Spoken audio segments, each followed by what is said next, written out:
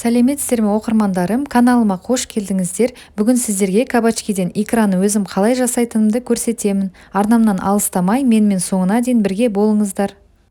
Міне огородымызға келдік. Бұл жерде картоп өсіп жатыр. Бізге кабачки мен морков керек.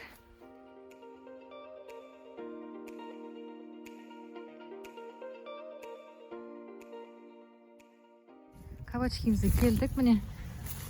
Мен кабачкиді тым үлкен қылып өсірмеймін, осындай орташа немесе кішкентай болған кезде жұлып алам. Себебі ішіндегі семялары өсіп кетеді, ол дәмсіз болып қалады, және витаминдерді особо сақталмай қалады. Міне кішкентай түрі, осының біреуін алайық.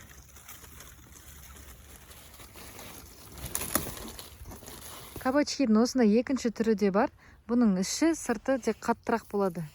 Осы екеуін алдым, енді икрамызды бастайық.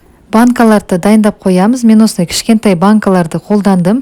Оларды жуып тазалап 3 минуттан стерилизациялап аламыз. Енді бізге пияз керек болады. Сыртын ашып, жуып, керек массаны өлшеп аламыз.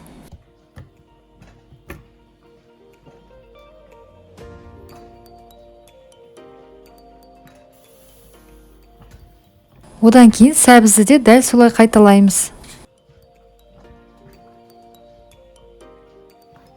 Ендігі кезекте әкелген кабачкилердің сыртын жуып, қабығынан алып тастаймыз.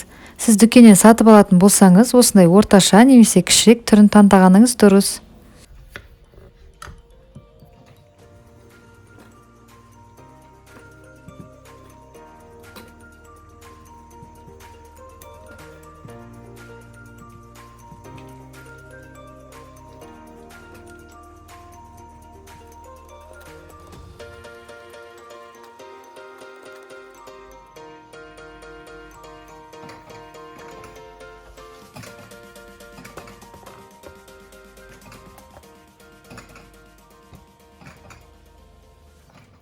Енді пиязымызды ортадан бөліп, 4 бұрыш етіп тураймыз.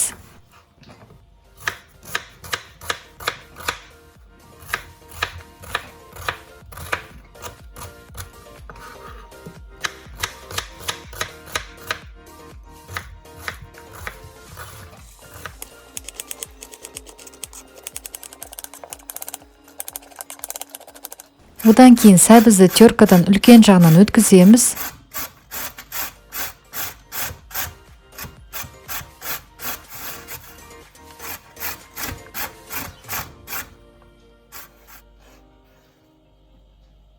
Кабачкиді видеодағыдай 4 бұрыш етіп тураймыз.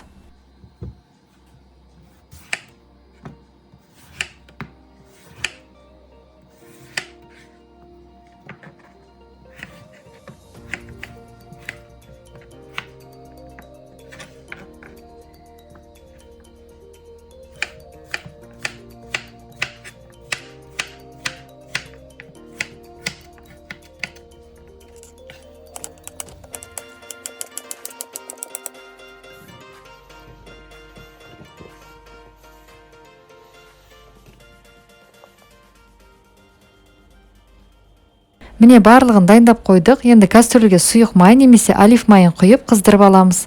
Қызғаннан кейін пиязды салып, міндетті түрде күйіп кетпес үшін араластырып тұру керек. Бізге пияздың осы жұмсарған түрі керек болады. Шамамен 2-3 минуттай қуырамыз.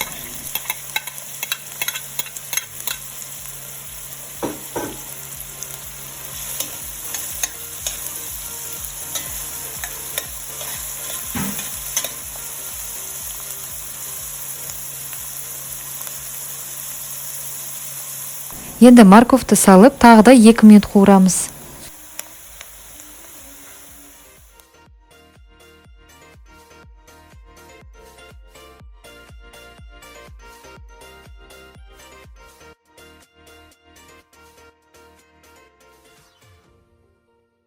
Араластырып тұруды ұмытпаймыз. Енді осыған томат қосамыз, тағы да бір араластырып жібереміз.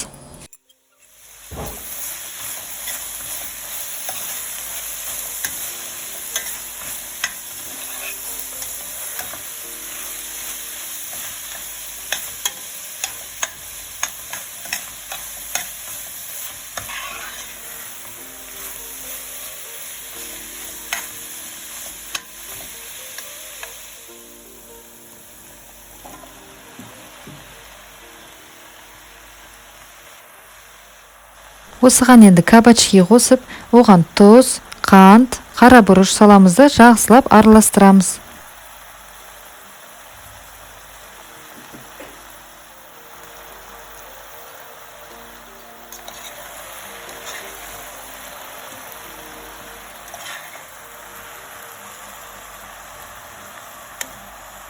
Енді отты азайтып, бетін жауып, кабачкиміз жұмсарғанша 25-30 минут шамасына кетеді, соған дейін пісіреміз.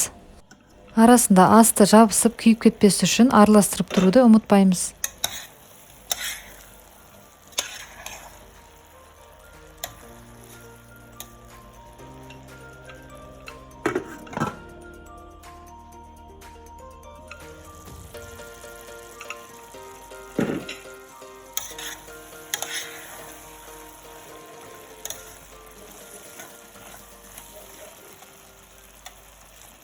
Міне кабачкиміз жұмсарған, осы қолдағы затпен тексеруге болады.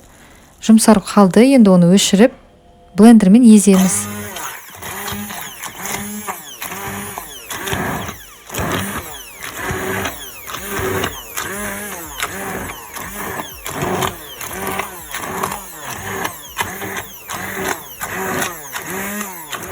Блендермен осылай біркелкі массаға дейін жеткіздік. Енді қайтадан отқа қойып, уксус құйып араластырамыз.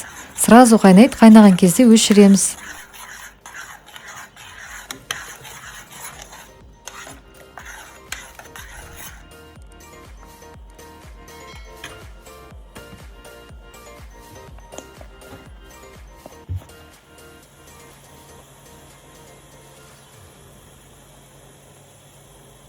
Осымен икрамыз дайын болды. Алдын ала дайындап қойған банкілерге салып, крышкамен жауып, салқын жерге қоямыз. Суығаннан кейін дастарханыңызға қойып, қолдана берсеңіз болады. Келесі рецепттерде кездескенше аман сау болыңыз.